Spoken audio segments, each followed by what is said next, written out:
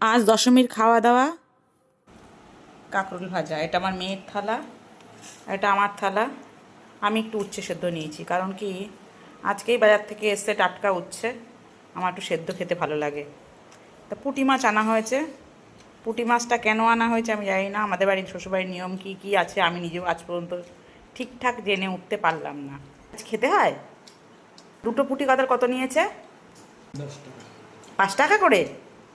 আর পুঁটি দুটো 10 টাকার পুঁটি। যাই হোক, যারা পুঁটি মাছ বিক্রি করছে তাদের আজই বিশাল লাভ।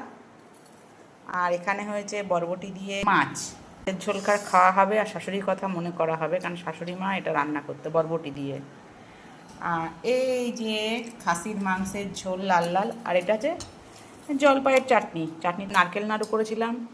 আর ওই যে ফেলে দিতে কষ্ট হয়, আঁচির মধ্যে ছিল, চামচ দিয়ে কুড়িয়ে কুড়িয়ে এইটুকু বেরিয়েছে, ওটাই দিয়ে দিয়েছি। খেতে কিন্তু বেশ ভালো লাগে। তবে আজকে কিন্তু আমার বাপের বাড়ির নিয়ম আবার অন্যরকম। 5 রকম ভাজা খেতে হবে, শাপলা খেতে হবে, কচুর শাক খেতে হবে। এক রকম নিয়ম। আমার মনে হয় খাওয়াটা খেলেই হলো। খাওয়ার মধ্যে আবার নিয়ম কেমন আছে নাকি?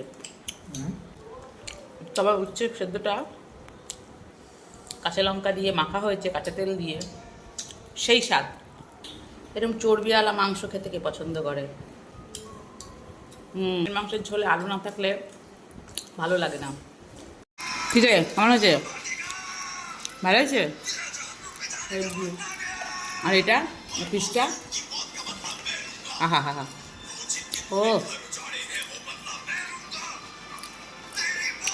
কেমন খেতে? দারুণ।